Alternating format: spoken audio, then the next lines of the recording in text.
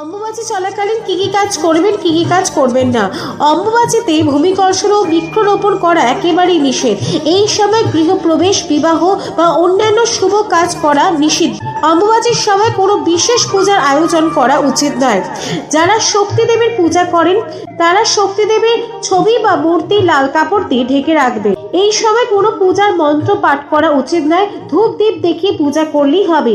অম্বুবাচীতে ভুলেও মূর্তি বা পট স্পর্শ করা উচিত নয়। তুলসী গাছের গোড়া এই সময় মাটি দিয়ে উঁচু করে রাখতে হবে। অম্বুবাচীতে গুরু পূজা করা চলে এবং গুরুর দেওয়া মন্ত্র অবশ্যই জপ করতে হয়।